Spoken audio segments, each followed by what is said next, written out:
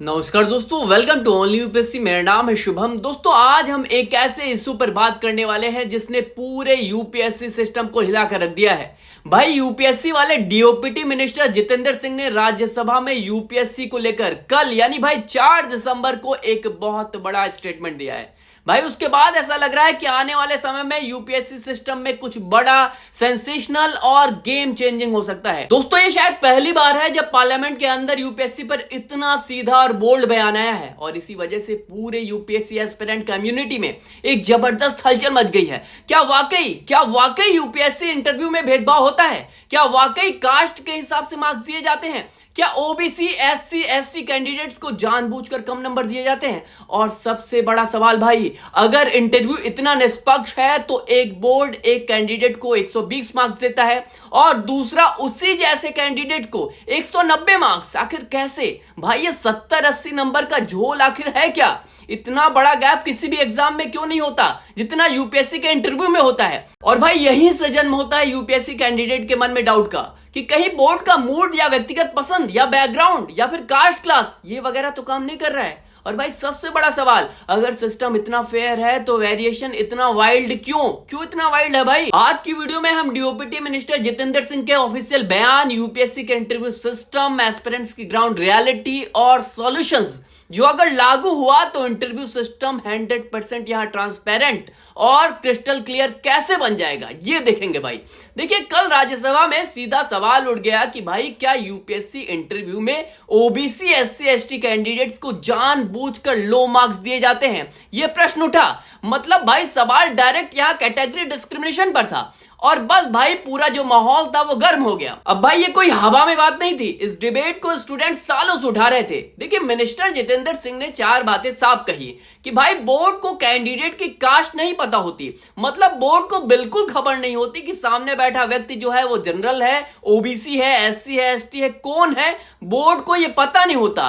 Board को mains के marks भी नहीं बताए जाते। कौन टॉपर है, कौन बॉर्डर लाइन है, ये भी नहीं पता होता। यूपीएससी इंटरव्यू पूरी तरह रिकॉर्ड होता है। मतलब हर शब्द, हर क्वेश्चन सब रिकॉर्ड में है। बोर्ड के नाम भी कैंडिडेट्स को नहीं बताए जाते ताकि कोई आउटसाइड जो इन्फ्लुएंस है वो ना चले। अब मंत्री जी का कहना है जो पूरा सिस्टम है वो क्रिस्टल क्लियर है। उनका कहना था कि भाई, यूपीएससी में किसी भी तरह का जो डिस्क्रिमिनेशन है वो इम्पॉसिबल है क्योंकि सिस्टम ही ऐसा बनाया गया है कि बायस की गुंजाइश नहीं। बट भाई, सिर्फ स्टेटमेंट देने से स्टूडेंट का जो कंफ्यूजन है वो नहीं मिटता क्योंकि ग्राउंड पर जो रियलिटी है वो कुछ और है। रियलिटी ये है कि भाई, किसी ए नाम के कैंडिडेट को यूपीएससी इंटरव्यू में मिलता है 120 मार्क्स और वहीं दूसरे बी नाम के कैंडिडेट को मिलता है 180 मार्क्स। और भाई, दोनों कभी कभी क्या है, इक्वली स्ट्रांग होते हैं, बराबर होते हैं। अब भाई, सवाल तो फिर भी उठते हैं ना, क्योंकि अगर सब कुछ इतना साफ सुथरा है, क्रिस्टल क्लियर है, तो एक बोर्ड 120 कैसे देता है और दूसरा उसी कैलिबर वाले कैंडिडेट को 180 कैसे? ये वेरिएशन आखिर क्यों है भाई? क्यों है ये वेरिएशन?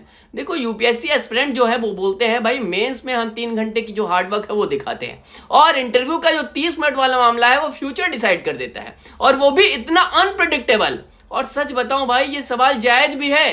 भाई, वेरिएशन 10 से 15 मार्क्स का हो तो बात समझ में आती है, ठीक है, कोई दिक्कत नहीं। लेकिन 60 से 70 मार्क्स, ये डिफरेंस भाई, ये बात हर एस्पिरेंट के दिमाग में होता है जो यहां पर मेंस क्लियर करते हैं। ये दिमाग में रहता है भाई। स्टूडेंट्स का कहना है भाई, मेंस में अच्छा क्या होता है, वो मेंस में अच्छा करते हैं, लेकिन इंटरव्यू में क्या है, बोर्ड के मूड के हिसाब से उन्हें मार्क्स मिलता है। और यहीं से क्या है, यहीं से सारा जो कंट्रोवर्सी वाला मामला है वो सारा कुछ यहीं से शुरू होती है। भाई देखो, अगर यूपीएससी इंटरव्यू में मार्क्स किसी को कम आते हैं, इंटरव्यू में मार्क्स कम मिलते हैं, तो क्या है, फाइनल जो रैंक होती है पूरी तरह बदल जाती है। यानी इंटरव्यू पूरी तरह डिसाइड करता है। यूपीएससी का मैथ सिंपल है भाई। कोई मेंस टॉपर भी जो मेंस में टॉप किया है, वो इंटरव्यू में कम मार्क्स आ जाए तो सिलेक्शन क्या ऑलमोस्ट उसका रिस्क में पड़ जाता है ना। और वही भाई, अगर कोई एवरेज मेंस कैंडिडेट जो कम मेंस में मिला है उसे इंटरव्यू में 190 प्लस मार्क्स लेकर आता है तो टॉपर बन जाता है। यानी साफ है भाई, 275 मार्क्स का इंटरव्यू का वेटेज पूरे रिजल्ट को हिला देता है, इसमें कोई शक नहीं।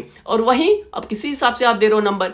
एस्पिरेंट का कहना है कि भाई, किसी एक इंटरव्यू बोर्ड का मूड, एक मेंबर का बायसनेस या एक ओपिनियन पूरा करियर बदल देता है। ये बिल्कुल सच है भाई ये बात प्रैक्टिकल नजरिए से गलत नहीं है, बिल्कुल सही है। इसलिए भाई देखो, सबसे बड़ा क्वेश्चन क्या है, सबसे बड़ा क्वेश्चन यही रेज होता है कि क्यों ना एक कैंडिडेट का जो इंटरव्यू है वो 2 अलग अलग बोर्ड ले, 2 बार इंटरव्यू लिया जाए। मतलब ए नाम का बोर्ड अगर शुभम को 160 मार्क्स दे रहा है और फिर बी नाम का बोर्ड शुभम का इंटरव्यू लेता है 145 मार्क्स दे, तो फाइनल स्कोर इन दोनों का क्या है, इन दोनों बोर्ड के दिए हुए नंबर का एवरेज निकाल कर होगा। इसका एवरेज निकाल कर दो। अब इससे भाई एक यूपीएससी इंटरव्यू बोर्ड का किया जो है मूड जो है वो फ्यूचर डिसाइड नहीं करेगा कैंडिडेट का, मतलब साफ है भाई। साथ ही जो बायसनेस है वो नहीं होगी इसमें। इंटरव्यू को क्या है, इंटरव्यू को फेयर जजमेंट मिलेगा, वेरिएशन कंट्रोल में आ जाएगा। ट्रांसपेरेंसी की बात जो होती है, ट्रांसपेरेंट नहीं हो आप, वो ट्रांसपेरेंसी बढ़ेगी। और सबसे बड़ा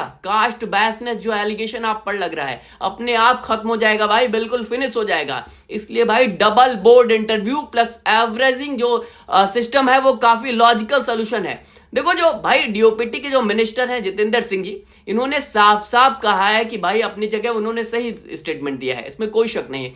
बट एस्पिरेंट्स का जो कंसर्न है वो भी भाई बिल्कुल सही है, फेयर है, इसमें कोई गलत नहीं है। मिनिस्टर कह रहे हैं बायसनेस नहीं होता है ना, कास्ट नहीं बताई जाती, रिटन मार्क्स जो है वो भी नहीं बताए जाते इंटरव्यू बोर्ड को, ये मिनिस्टर जी कह रहे हैं ना। सिस्टम न्यूट्रल है, ये सारी बातें कह रहे हैं, बिल्कुल ठीक है, इसमें कोई दो राय नहीं, सब कुछ सही है। बट कैंडिडेट्स पूछ रहे हैं तो फिर मार्क्स में इतना डिफरेंस क्यों भाई? एक बोर्ड 180 क्यों दे रहा है और वहीं एक बोर्ड क्या है 130 क्यों भाई? प्रेडिक्टेबिलिटी जीरो क्यों है? ट्रांसपेरेंसी और क्यों नहीं बढ़ाई जा रही है? ट्रांसपेरेंट होने की बात आप करते हो, राइट? और दोनों बातें एट द सेम टाइम क्या एग्जिस्ट कर सकती हैं, इसमें कोई शक नहीं।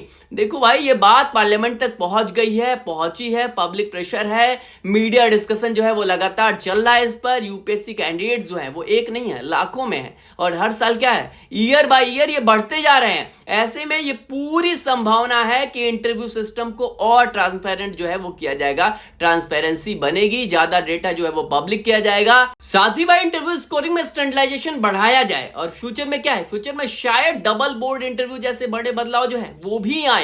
भाई ये जानना आपको बिल्कुल बेहद ज्यादा जरूरी है कि दुनिया में कई कंट्रीज ऐसी हैं जिसमें जो सिविल सर्विसेज इंटरव्यू है वो क्या है, ऐसे ही चलते हैं। यानी कि भाई मल्टीपल वहां पैनल्स होते हैं प्लस एवरेजिंग होती है, जो मैंने अभी बताया। अब इंडिया भी शायद क्या है कभी उस डायरेक्शन में आपको देखने को मिले जा सकता है।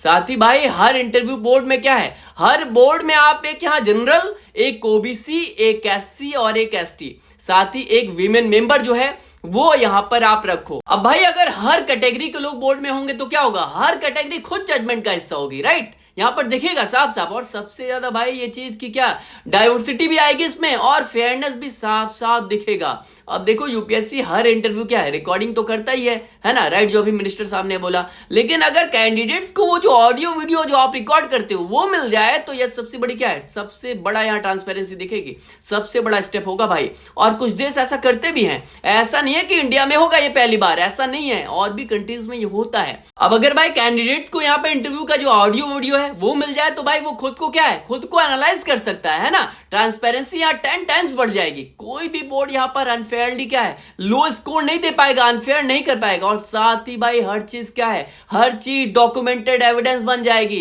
एविडेंस होगा सभी के पास। अब देखो भाई सबसे बड़ा क्वेश्चन क्या है, सबसे बड़ा क्वेश्चन ये है कि स्टूडेंट्स यहां पर क्यों इनसिक्योर फील करते हैं। प्रश्न ये है, आंसर साफ है भाई, क्योंकि यूपीएससी क्या है, यूपीएससी बोर्ड यहां पर 35 मिनट का इंटरव्यू लेता है किसी से, और किसी को क्या है यहां 12 से 15 मिनट में ही निपटा देता है सबकी। आप अगर इंटरव्यू दिए होगे तो आपके साथ हुआ होगा, कभी आपने देखा होगा। अब भाई फेयरनेस कैसे इंश्योर हो? देखो भाई अगर ये सारे रिफॉर्म्स होते हैं तो साफ है कि यूपीएससी एस्पिरेंट्स को लगेगा कि उनका हार्ड वर्क प्लस पोटेंशियल किसी एक रैंडम पैनल पर डिपेंड नहीं करता।